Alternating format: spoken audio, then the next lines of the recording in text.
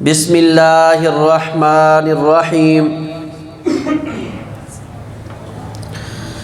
قل یا عبادی الذین اسرفوا علی انفسهم لا تقنطوا من رحمت اللہ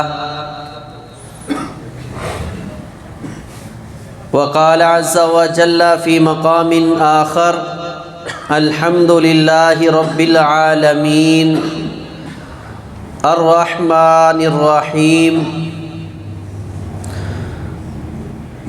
وقال النبی صلی اللہ علیہ وسلم لن يدخل احدا عمله الجنہ قیل یا رسول اللہ صلی اللہ علیہ وسلم ولا انت قال لا انا الا ان يتغمدني الله برحمته او كما قال علیہ الصلاۃ والسلام۔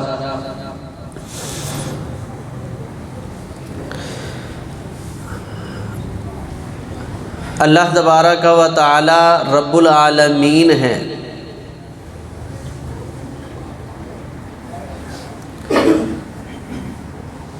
اور رب العالمین ہونے کا معنی اور مفہوم گزشتہ خطبہ میں ہم نے سن لیا کہ اس رب کو وہ مالک ہے، اختیار ہے، جیسے چاہے اپنے بندوں کے ساتھ سلوک کرے۔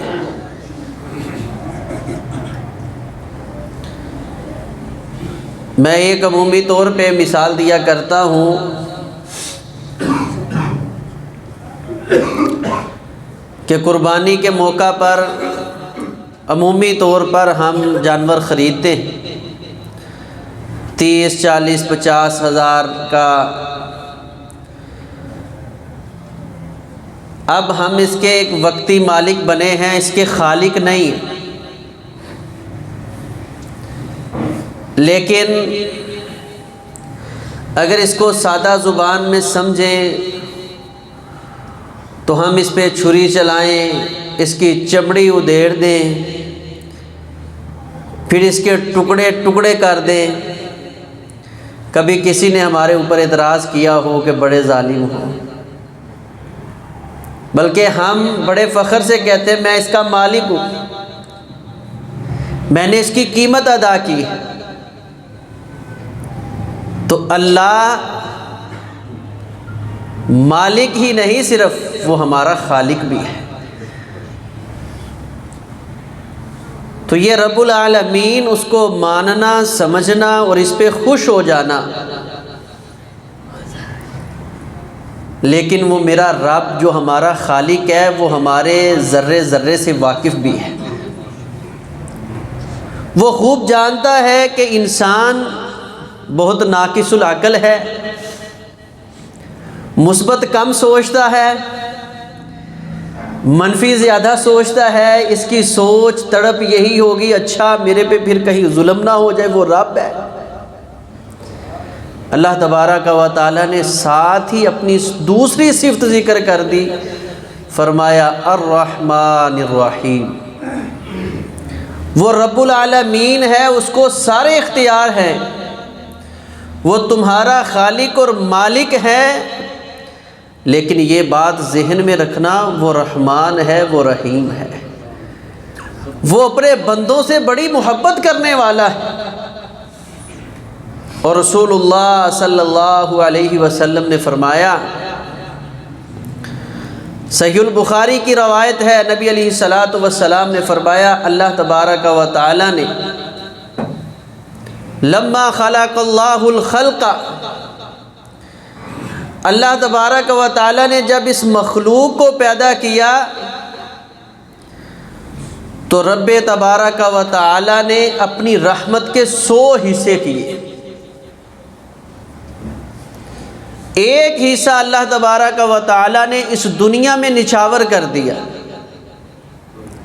اور فرمایا تم دیکھتے ہو ماں اپنے بچے سے کتنا پیار کرتی ہے، یہ اللہ کی رحمت کا 100واں حصہ ہے جو اللہ نے پوری دنیا پہ تقسیم کیا ہے۔ اور فرمایا پھر دیکھتے ہو کہ جانور اپنے بچوں سے کس طرح محبت کرتا ہے، شیر، چیتا، خونخوار جانور بھی اپنے بچوں کے ساتھ کس طرح شفقت سے پیش آتے ہیں۔ یہ اللہ کی رحمت کے 100ویں حصے میں سے بھی ایک جز ان کو عطا ہوا ہے جو اللہ نے اپنی لاکھوں مخلوقوں کو دیا ہے۔ اور فرمایا فَبَقِيَ عِندَهُ 99، اللہ کے ہاں ابھی 99 درجے رحمت کے پڑے ہوئے ہیں، اور میرا رب جو الرحمن اور رحیم ہے وہ ان 99 رحمت کے درجوں کو استعمال کرتے ہوئے کل قیامت کے دن اپنے بندوں کو جنت کا داخلہ نصیب فرما دے گا۔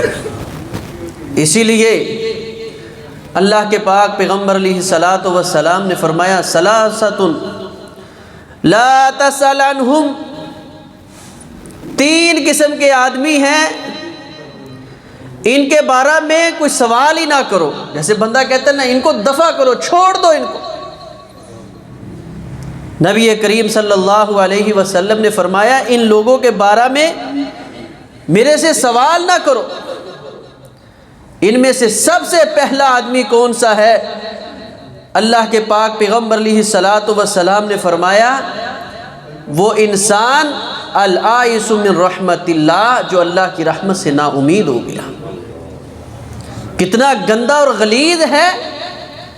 فرمایا اس آدمی کے بارے میں میرے سے پوچھو ہی کچھ نہیں۔ اور جس رب نے ایک درجہ دنیا میں رکھا ہے، اور اس کی مثال مجھے وہ نبی علیہ السلام کی حدیث یاد آ گئی۔ اللہ کے پیغمبر علیہ الصلاۃ والسلام ایک غزوہ سے واپس آ رہے تھے تو ایک عورت کا دودھ پیتا بچہ گم ہو گیا۔ اچھا اب وہ نا بڑا تڑپ رہی ہے، بہت پریشان ہے، اور روایت میں آتا ہے وہ قیدیوں میں جا کے اپنے بچے کو ڈھونڈ رہی تھی کہ میرا بچہ کسی کے پاس تو نہیں۔ اسی شش و پنج میں، اسی پریشانی میں اس کو اچانک اس کا بیٹا مل گیا۔ اس نے جلدی سے پکڑا، اس کو اپنے سینے کے ساتھ لگایا، دودھ پلانا شروع کر دیا۔ نبی کریم صلی اللہ علیہ وسلم نے فرمایا میرے پیارے صحابہ، کیا یہ ماں اب یہ پسند کرے گی کہ ابھی اس کا بچہ اس سے چھین کر اس کو آگ کے اندر ڈال دیا جائے؟ صحابہ فرمانے لگے یا رسول اللہ صلی اللہ علیہ وسلم قطعاً ایسا نہیں ہوگا، یہ ماں کیسے برداشت کرے گی جس کو اس کی بھوک، جبکہ وہ بھی اس نے سنا نہیں روتے ہوئے، حس کے طور پہ اس ماں کو پتا چلا ہے کہ میرے بیٹے کو بھوک لگی ہے تو یہ تڑپ رہی تھی، اب یہ کیسے برداشت کر سکتی ہے کہ اس بچے کو پکڑ کے اس سے چھین کے آگ میں ڈال دیا جائے؟ تو فرمایا پھر اللہ اس ماں سے کئی درجے زیادہ اپنے بندوں سے محبت اور پیار کرتا ہے، کئی درجہ زیادہ اللہ اپنے بندوں سے پیار اور محبت کرتا ہے۔ وہ اللہ کیسے برداشت کرے گا کہ میں اپنے بندوں کو جہنم میں ڈال دوں؟ اور نبی علیہ الصلاۃ والسلام نے فرمایا کل قیامت کے دن ایسا بندہ جو دل برداشتہ اس دنیا میں ہونے والا ہے، اس کو لایا جائے گا اور اس کے ماتھے پہ لکھا ہوگا آئس من رحمت اللہ۔ یہ بد نصیب وہ ہے جو دنیا میں اللہ کی رحمت سے نا امید ہو گیا تھا۔ اس لیے وہ اللہ تبارک و تعالی الرحمن ہے، وہ رحیم ہے، اور اس کی رحمت اس کے غصے پہ غالب آ چکی ہے۔ اللہ تبارک و تعالی فرماتے ہیں، جب اللہ کے نبی علیہ السلام فرماتے ہیں جب اللہ تبارک و تعالی نے تقدیر لکھائی، بندوں کے اعمالات اللہ تبارک و تعالی نے لکھوائے، تو فرمایا قلم تو یہ بھی لکھ دے کہ آج کے دن سبقت رحمتی علی غضبی، میری رحمت میرے غصے کے اوپر غالب آ گئی۔ یہ وہ حدیث ہے جس سے اس امت کے اندر ایک جماعت ہے جو اس نظریے کے قائل ہے کہ اللہ کی رحمت اللہ کے غصے کے اوپر غالب آ جائے گی، اور ایک وقت آئے گا میرا اللہ یہ سارا جو ہے دنیا کے اندر جو گناہ گار سیاہ کار لوگ ہیں، میرا اللہ ان کو جہنم سے نکال کے جنت کے اندر داخل فرما دے گی۔ اور ایک وقت آئے گا اللہ کی رحمت کا تقاضا یہ ہے کہ غضب کے اوپر غالب آ جائے گی، اور اللہ کی رحمت اللہ کی جنت ہے، اور اللہ کے غصے کا مظہر جو غضب کا مظہر جو ہے وہ جہنم ہے، اور یہ جہنم جو ہے یہ ختم ہو کے رہ جائے گی۔ کیوں؟ وہ رحمان اور رحیم ہے۔ اسی لیے اللہ تبارک و تعالی قرآن حکیم میں اپنے بندوں کو مخاطب کرتے ہیں۔ صحیح البخاری میں ہے، چند ایک مشرکین مکہ نبی علیہ الصلوۃ والسلام کے پاس آئے اور انہوں نے کہا قد زنوا واکثروا وقتلوا واکثروا، اے اللہ کے نبی صلی اللہ علیہ وسلم، ہم نے زنا کیا ہے تو بہت زیادہ کیا ہے، قتل و غارت کی ہے تو بہت زیادہ کی ہے، لوگوں کے ساتھ ظلم و زیادتی کی ہے تو بہت زیادہ کی ہے، بس آپ ہمیں ایک چیز بتا دیں کہ جو ہمارے اعمال ہیں ان کا کفارہ بننے کے لیے کوئی چیز آپ کے پاس ہے؟ اللہ کے نبی علیہ الصلوۃ والسلام خاموش تھے۔ کیوں؟ وما ينطق عن الهوى ان هو الا وحی یوحى، آپ اللہ کی وحی سے نطق فرماتے تھے، خاموشی اختیار کی۔ اللہ تبارک و تعالی نے آیتیں نازل کر دی، کل، اے پیغمبر صلی اللہ علیہ وسلم آپ فرما دیجئے، یا عبادی الذین، اے میرے بندوں۔ پورے قرآن میں آپ اس طرح کا پیارا اور محبت بھرا انداز جب بھی دیکھیں گے تو میرے رب نے اپنے گناہ گار بندوں کو مخاطب کیا ہے کہ اے میرے بندو، میں تمہارا خالق اور مالک ہوں۔ ہاں، الذین اسرفوا علی انفسہم، تم زیادتیاں کر چکے ہو اپنے نفسوں پر، لیکن میں تمہارا رب الرحمن الرحیم ہوں۔ لا تقنطوا من رحمت اللہ، اللہ کی رحمت سے نا امید نہیں ہونا۔ آج بھی اپنے رب کے سامنے آ کے گر گڑاؤ، اللہ کے سامنے آنسو بہاؤ، اپنے گناہوں کی معافی مانگ لو، تو اللہ تبارک و تعالی تمہاری زندگی کے پچھلے گناہوں کو معاف اور ختم ہی نہیں کرے گا۔ فَأُولَئِكَ يُبَدِّلُ اللَّهُ سَيِّئَاتِهِمْ حَسَنَاتٍ، اس رب کی رحمت کے کیا کہنے، میرا رب تمہارے گناہوں کو معاف نہیں کرے گا بلکہ فرمایا ان کو میں نیکیوں میں بدل کے رکھ دوں گا۔ ایسی رحمت میرے رب کی، ایسی محبت اپنے بندوں کے ساتھ۔ لیکن اگر یہ اللہ کی رحمت پہ صحیح معنوں میں یقین نہ ہوا، اگر اللہ کی رحمت پہ صحیح معنوں میں اعتماد نہ ہوا، انسان کے دل میں یہ تڑپ پیدا نہ ہوئی کہ میں نے اللہ کی رحمت کو حاصل کرنا ہے، تو اس سے بڑا بدبخت اور بد نصیب انسان بھی کوئی نہیں ہے۔ صحیح البخاری میں اللہ کے پیغمبر علیہ السلام نے فرمایا، لَن يُدْخِلَ أَحَدًا عَمَلُهُ الْجَنَّةَ، نبی علیہ الصلوۃ والسلام نے فرمایا کسی ایک انسان کو اس کا عمل جنت میں نہیں لے کر جائے گا، کسی ایک انسان کو اس کا عمل جنت میں نہیں لے کے جا سکتا۔ صحابہ نے اب اعمال میں سب سے زیادہ اتقاکم للہ واخشاکم للہ، فرمایا تم سب میں اللہ سے زیادہ ڈرنے والا، عاجز انکساری کرنے والا اگر کوئی ہے تو وہ میں اللہ کا نبی صلی اللہ علیہ وسلم۔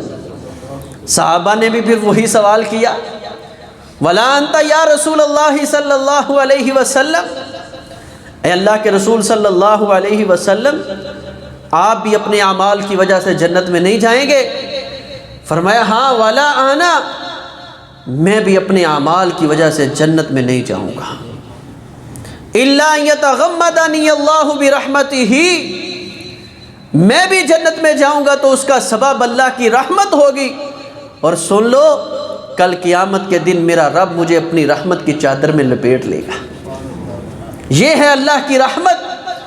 اور جس کو دنیا میں اللہ کی رحمت کا شوق ہی نہ ہوا، اب ہم اعمال چھوڑ دیں اور کہتے ہیں اللہ بڑا غفور الرحیم ہے، یہ اصل میں اللہ کی رحمت پہ امید نہیں ہے، یہ اللہ کی رحمت پہ بد اعتمادی ہے، یہ اللہ کی رحمت پہ یقین کے مخالف چیز ہے۔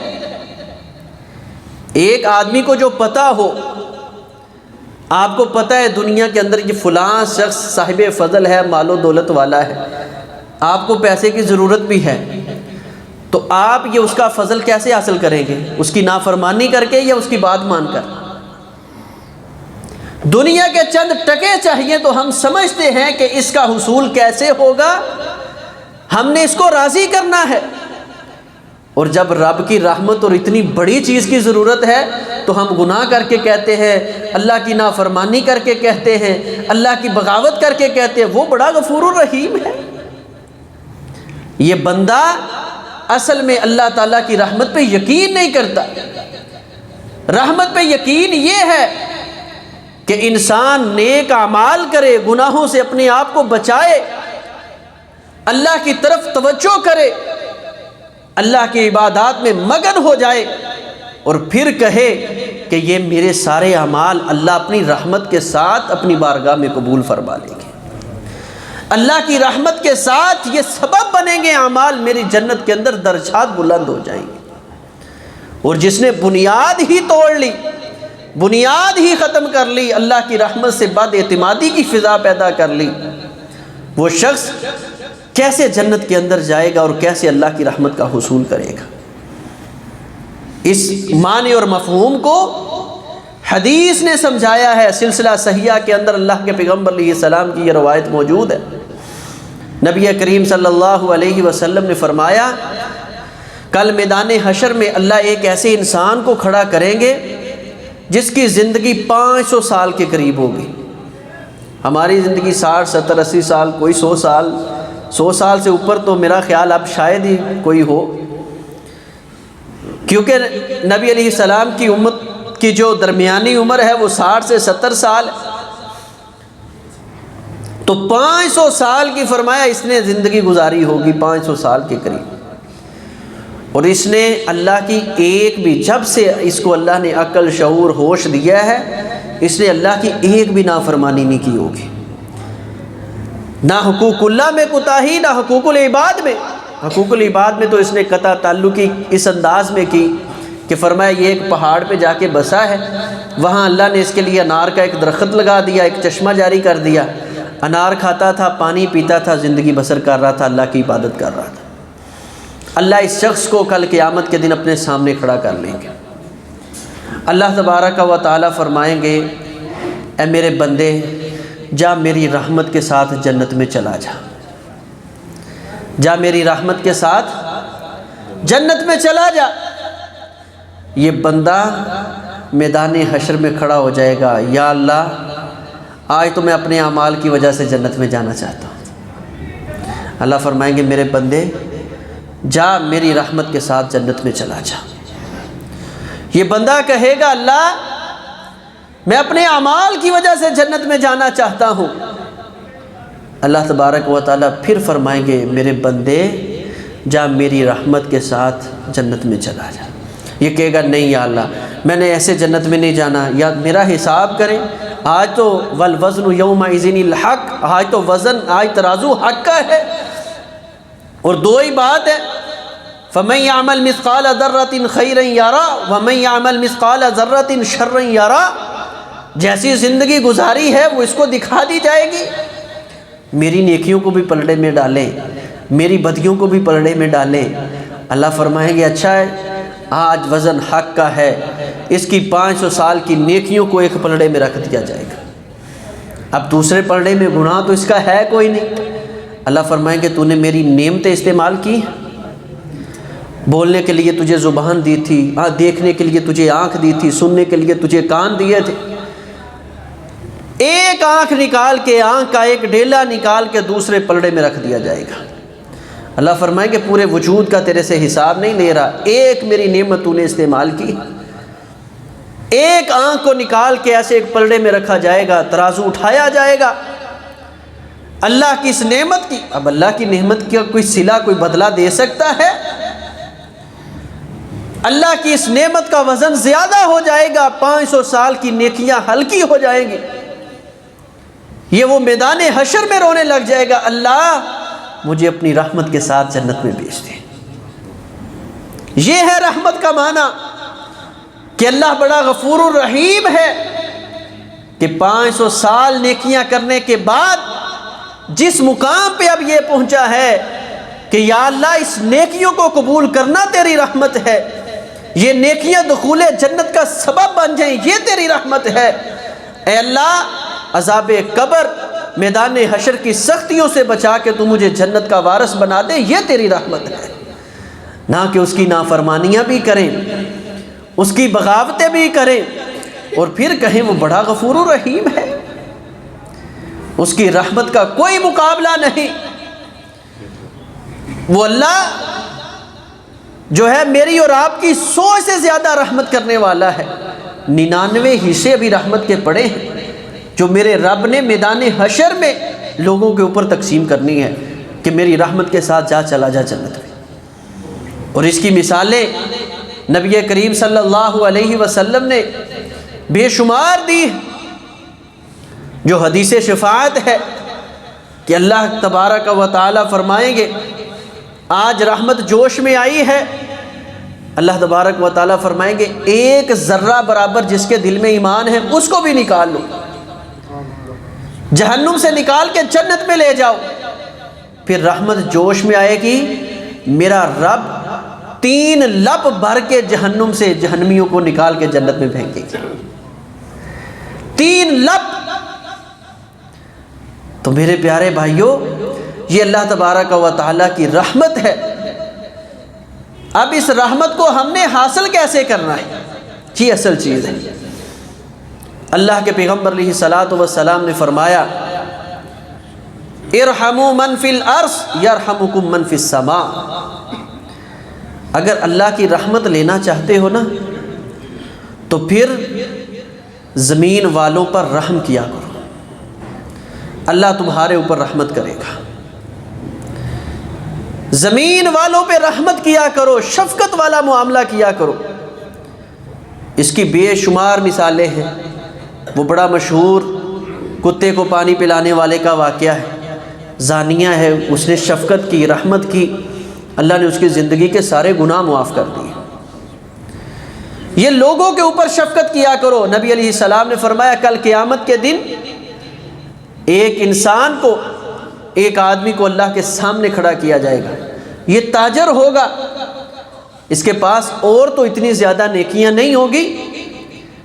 اللہ تبارک و تعالی اس سے پوچھیں گے کہ کون سی نیکی لے کر آیا ہے، تو یہ اللہ تبارک و تعالیٰ کے سامنے نیکی کون سی پیش کرے گا؟ اے اللہ ضرورت مند میرے پاس کام کرتے تھے، میں ان کو قرضہ دے دیا کرتا تھا، اور پھر جب میں قرضے کا اس کا ٹائم آتا تو مطالبہ نہیں کرتا تھا، میں ان پہ رحمت کرتا تھا، ان کو چھوڑتا جاتا تھا۔ اللہ میدان حشر میں فرمائیں گے یہ تو صفت میری ہے، رحمان اور رحیم میں ہوں کہ مشکل وقت میں کسی پہ شفقت اور رحمت کرنا۔ جا میں رب تیرے اوپر رحمت کرتا ہوں، تجھے جنت کا وارث بنا دیتا ہوں۔ تو زمین کے اوپر جو رہنے والی چیزیں ہیں، حتیٰ کہ یہ مخلوقات، ان کے ساتھ بھی شفقت والا معاملہ کرنا، اس کی وجہ سے اللہ تبارک و تعالیٰ کی رحمت اپنے بندوں پہ واجب ہوتی ہے۔ اسی طرح نبی علیہ الصلوۃ والسلام نے رحمت کی دعائیں کی ہیں۔ نبی علیہ السلام نے فرمایا رحم اللہ رجلا من صلی قبل العصر اربعا، اللہ کی رحمت کا حقدار بن جائے وہ شخص جو عصر کی نماز سے پہلے 4 رکعت نماز پڑھتا ہے، فرض سے پہلے 4 سنتیں پڑھ لیتا ہے۔ نبی علیہ الصلوۃ والسلام نے اس شخص کے لیے رحمت کی دعا کی ہے، اللہ تبارک و تعالیٰ اس کے اوپر رحمت کر دے۔ اسی طرح اللہ کے پیغمبر علیہ الصلوۃ والسلام نے اس شخص کے لیے رحمت کی دعا کی ہے جو لوگوں کے لیے آسانیوں والے معاملے کرتا ہے، مشکلوں سے نکال دیتا ہے۔ نبی علیہ الصلوۃ والسلام جب بھی کسی آدمی کو عامل بنا کر بھیجتے تو سب سے پہلی اس کو جو نصیحت کرتے، الوداعی نصیحت کہ تو نے اب جانا ہے، میری آخری بات کو ذہن میں رکھنا، فرماتے یسرا ولا تعسرا، آسانیاں کرنا، لوگوں کے لیے مشکلیں نہ کرنا، بشرا ولا تنفرا۔ اس کا سبب کیا ہوگا؟ فرمایا کہ اس آسانیوں کے بدلے اللہ تبارک و تعالیٰ تمہارے اوپر رحمتیں کریں گے۔ تو اللہ تبارک و تعالیٰ کی رحمت کا حصول، اور پھر اللہ تبارک و تعالیٰ نے ہمیں ایک طریقہ بتایا ہے کہ جو اللہ والے ہوتے ہیں وہ اللہ سے رحمت کا سوال کرتے ہیں۔ ربنا لا تزغ قلوبنا بعد اذ ہدیتنا وہب لنا من لدنک رحمہ، اے اللہ ہم اس قابل نہیں ہیں کہ ہمارے اوپر رحمت ہو، بڑے گناہ گار، سیاہ کار، خطا کار ہے، اپنی وسعت کے مطابق ہم کوشش کرتے ہیں، کوشش کے ساتھ ساتھ تیرے سامنے ہم ہاتھ جوڑ کے بھی بیٹھے ہیں، وہب لنا من لدنک رحمہ، اللہ اپنی طرف سے ہمارے اوپر رحمتوں کا نزول فرما دے۔ تو یہ دعائیں کرنا، ان چیزوں کو اللہ کی بارگاہ میں جو ہے اپنے آپ کو عجز انکساری کے ساتھ پیش کرنا، اور یہ خصوصاً یہ بڑی قیمتی دعا ہے، ربنا لا تزغ قلوبنا بعد اذ ہدیتنا وہب لنا من لدنک رحمہ انک انت الوہاب۔ یہ دعا کثرت کے ساتھ پڑھنا بڑی جامع دعا ہے، اللہ کی رحمت مل جائے، دنیا کے بھی کام سنور جاتے ہیں، آخرت کے کام بھی سنور جاتے ہیں۔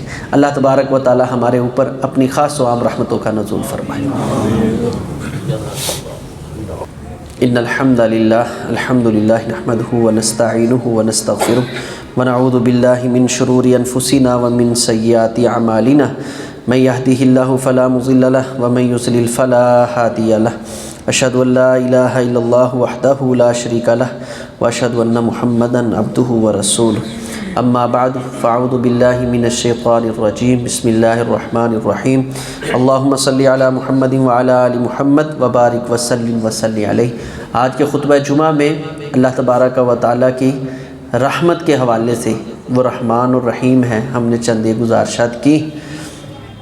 نبی کریم صلی اللہ علیہ وسلم نے فرمایا اللہ تبارک و تعالیٰ نے جتنی اپنے پاس رحمتیں رکھی ہیں نا، لو یعلم الکافر، اگر کافر جان لینا کہ اللہ کے پاس کتنی رحمتیں ہیں، تو فرمایا ما قنطا رحمتہ، وہ کبھی اللہ کی رحمت سے مایوس نہیں ہو سکتا، وہ اتنا غفور الرحیم ہے۔ اور اللہ تبارک و تعالیٰ بار بار اس چیز کی آواز دیتے ہیں، نبی عبادی انی انا الغفور الرحیم، فرمایا میرے بندوں کو اس بات کی خبر دے دو کہ میں غفور الرحیم ہوں، بخشنے والا ہوں اور بڑا رحم کرنے والا ہوں۔ تو اس کی رحمت کا یہ تقاضا ہے کہ ہم اللہ تبارک و تعالیٰ سے اس کی رحمت کا سوال کریں، اور اس کی رحمت کے حقدار ہونے والے جو اعمال ہیں وہ اعمال کریں، دعا کریں اللہ تبارک و تعالیٰ سے، عصر سے پہلے 4 رکعت نماز نافل ادا کرنے کی کوشش کریں۔ اسی طرح بندوں کے ساتھ جتنی ہو سکتی ہے آسانی، نرمی والا معاملہ کریں، بولنے میں جو ہے شفقت کا انداز ہونا چاہیے، معاملات کسی کے ساتھ ہیں تو حد درجہ شفقت، نرمی، محبت والا انداز ہونا چاہیے۔ اللہ تبارک و تعالیٰ اس کے عوض اپنے بندوں کے اوپر رحمت کرتا ہے۔ اللہ تبارک و تعالیٰ ہمیں اپنی خاص و عام رحمتوں کے اندر شامل فرما لے۔ جتنے بیمار ہیں سب کو صحت کاملہ عاجلہ نصیب فرمائے۔